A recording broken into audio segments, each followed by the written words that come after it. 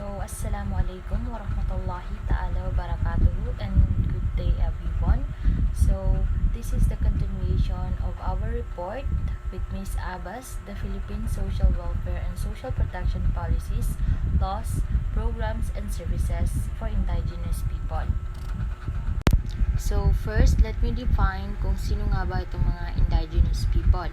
So indigenous people, also known as Indigenous Cultural Communities or the ICCs in the Philippines, are the first inhabitants of the archipelago and have a rich and diverse cultural heritage. So, meaning to say, ang Indigenous Cultural Communities or the ICCs sa Pilipinas na nakilala rin bilang mga unang nanirahan sa bansa ay mayaman at may iba't ibang kultura. So, binubuo nila ang humigit kumulang 10 hanggang 2% ng kabuoang populasyon at mayroong mahigit 110 iba't ibang grupo na may kani-kanilang wika at kultura na nangakalat sa iba't ibang isla. So, sabi ko nga, ang ICCs or ang mga Indigenous Cultural Communities ang orihinal na mamamayan ng Pilipinas at may iba't ibang tradisyon, wika at pamumuhay. So, sila ay may mahalagang bahagi ng kasaysayan ng bansa at nag-aambag ng kanyang kultural ng pagkakaiba. Bagamat bumubuo sila ng malaking bahagi ng populasyon, madalas sila nakaambag sa iba't ibang lugar. Bawat isa ay may sariling tiyak at pagkakakilanlan. So now, let's move on to the social protection policies for indigenous peoples. So, aspect of these policies include, first, the recognition of IP's instinct, cultural identity, and traditional practices. So, we need to acknowledge and respect the unique cultural identity and traditional ways of indigenous peoples. Kasi hindi natin maaalis sa kanila ang kanilang tradisyon, so that imbis na ipagtabuyan natin sila or gawin natin silang katatawanan is bakit hindi natin sila tulungan na ma-boost yung kanilang confidence so that they can feel that we are one. So, cultural documentation and preservation. So, indigenous people do recording and safeguarding their cultural practices and heritage of a community, or let me say, preserve nila yung kanilang culture for their future generations. Next is the cultural sensitivity training. Pagpo-provide ng education at kaalaman para ma-enhance yung awareness and respect for diverse cultures, lalo na for those interacting with indigenous communities. Next is support for cultural activities. Pagpapakita natin ng support sa mga ginagawa nilang events and initiatives that celebrates and promotes the cultural richness of indigenous communities. Lastly is the protection of cultural heritage sites. So, dito is to ensuring the safeguarding of location kung saan man sila nakatira with significant cultural value upang mapanatili ang kultura ng mga katutubo. Next is the promotion of IP's self-determination and empowerment. So, dito ay sinusuportahan at tinutulungan ang mga katutubong mamamayan or the IPs na maging maayos ang kanilang sariling kinabukasan at palakasin ang kanilang mga komunidad. So, community participation. Dito na yung pagsasama-sama at pagkikilahok ng mga miyembro ng komunidad sa iba't ibang gawain like yung mga meetings at proseso ng kanilang pagdedesisyon. Next is capacity building.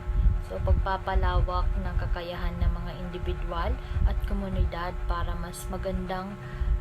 sa mas maganda at sariling kahusayan at pag-unlad ng kanilang tribo. Next is the indigenous leadership. Pagkilala at pagsusulong ng pamumuno mula sa loob ng mga katutubong komunidad upang gabayan at isagawa ang kanilang mga interes. And lastly is decision making, pagbibigay ng kapangyarihan sa mga katutubo na magpasya at magdesisyon para sa mga bagay na nakakaapekto sa kanilang buhay at komunidad. So the third one is the protection of IP's ancestral domains and natural resources. So pagsasalba sa lupa at likas na yaman na tradisyonal na kinikilala at ginagamit ng mga katutubong mamamayan. So first is the ancestral domain demarcation, malinaw na pagtukoy at pagsasaad ng mga hangganan ng mga lugar na may kahalagahan sa kultura at ikinabubuhay ng mga katutubo. Next is the resource management and conservation. So, responsableng pag-handle at pangangalaga sa likas na yaman upang tiyakin ang kakayahan, magtagal at ecological balance. So, protection from resource exploitation. So, paggamit ng mekanismo para itaboy ang hindi makatarungan o nakakasamang paggamit ng yaman ng kalikasan. So, pagsiguro na hindi ito lubos na na-exploit or napipinsala. Environmental protection and restoration. So, pag-aaksyon para mapanatili ang kalikasan at ibalik ang mga lugar na naapektuhan ng gawain ng mga tao, pagpopromote ng kalusugang ekologikal. The fourth one is the provision of culturally appropriate social services. So, pagbibigay ng mga serbisyong panlipunan na may paggalang at tugma sa kultura ng mga katutubong komunidad. First is the culturally sensitive healthcare, paggamit ng mga serbisyong pangkalusugan na tinitingnan at nirerespeto ang mga paniniwala at gawain ng mga katutubo. Tulad ng mga rituals nila na panggamot or yung mga dahon-dahon na ginagamit nila panggamot daw or rituals, ganun. Indigenous language education. So, pagbibigay ng mga programa sa edukasyon na sumusuporta at nagpapahalaga sa mga wika na ginagamit ng mga katutubo. So, community-based social services. Mga serbisyong panlipunan na itinutok at itinataguyod sa loob ng mga katutubong komunidad, nag-a-address ng kanilang mga espesyal na pangangailangan at mga hamon. So, outreach and accessibility. Pagsiguro ng mga serbisyong panlipunan ay madaling ma-access at available sa mga katutubong komunidad ayon sa kanilang lokasyon at mga kultura. So, now, punta naman tayo sa laws protecting indigenous peoples. So, national laws. Many countries have enacted national laws specifically aimed at protecting the rights of indigenous peoples. These laws vary in scope and detail, but they generally address issues such as, first is the land rights. Indigenous people have the right to own, occupy, and use their ancestral lands and resources. So, mga batas na nagbibigay ng karapatan sa mga katutubong mamamayan na magmay-ari at gumamit ng yaman at lupa ng kanilang mga ninuno. Next is the cultural rights. Indigenous people have the right to practice their traditional culture, language, and religion. So, mga batas na pinoprotektahan ang karapatan ng mga katutubong mamamayan na malayang praktisin ang kanilang mga tradisyonal na kultura, wika, at rehiyon. Third one is the self-determination. Indigenous people have the right to participate in decision-making process that affect their lives and communities. So, mga batas na nagbibigay daan sa mga katutubong mamamayan na aktibong makilahok sa mga desisyon na nakakaapekto sa kanilang buhay at komunidad. Lastly is the social protection. Indigenous people have the right to access essential services such as education, healthcare, and social security. So, mga batas na nagtitiyak ng access ng mga katutubong mamamayan sa mahahalagang serbisyo tulad ng education o pangkalusugan at social security. So now let's discuss the laws protecting indigenous people in the Philippines. So first one is the Indigenous People Rights Act or the IPRA, enacted in 1997. IPRA is considered a landmark legislation that recognizes and protect the rights of the IPs in the Philippines. Meaning to say, ang Indigenous People Rights Act ay isang mahalagang batas sa Pilipinas na nagtatanggol sa karapatan ng mga katutubong mamamayan o the IPs, kinikilala ang kanilang natatanging estado.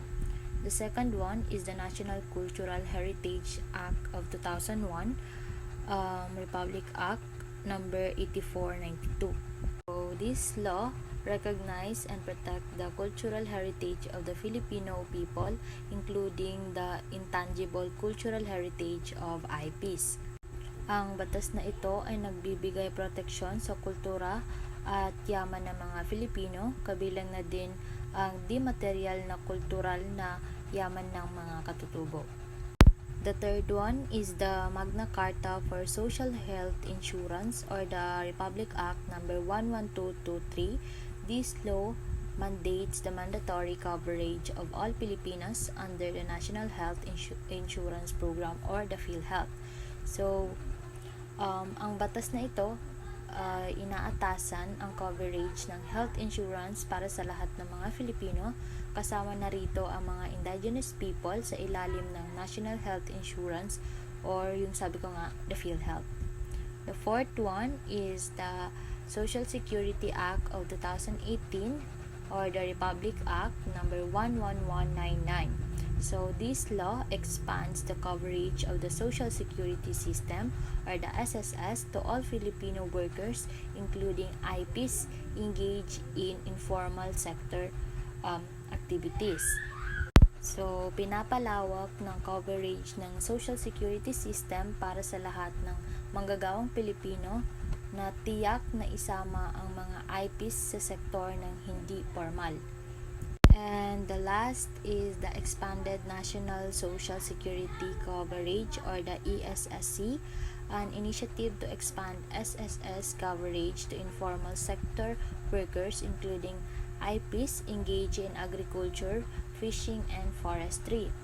So, Expanded National Society Security Coverage is isang programa na nagpapalawak ng SSS coverage para sa mga manggagawang nasa sektor na hindi formal, kabilang na ang mga IPs sa agrikultura, pangingisda, at sa kagutbatan or like yung pangangaso. So, now we are here at the last slide of my report, the effort to address challenges of indigenous people. There are a number of efforts underway to address the challenges to implementing indigenous people's rights. These efforts include, so the first one is raising awareness and education. Campaigns are being conducted to raise awareness of indigenous people's rights among the general public and government officials. So, nagaganap ang mga kampanya upang ipaalam sa publiko at mga opisyal na gobyerno ang karapatan ng mga katutubong mamamayan. Second is strengthening laws and enforcement. Efforts are being made to strengthen laws protecting indigenous peoples and improve enforcement mechanism. So, may mga hakbang na ginagawa upang gawing mas matibay ang mga batas na nagbibigay proteksyon sa mga katutubong mamamayan at mapabuti ang mga mekanismong nagtutok sa mga pagsunod na ito. And lastly, supporting indigenous communities.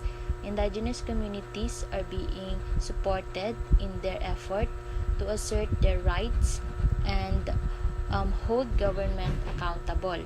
So, binibigyan ng tulong ang mga katutubong komunidad upang ipaglaban ang kanilang mga karapatan at hingin ang pananagutan mula sa mga pamahalaan.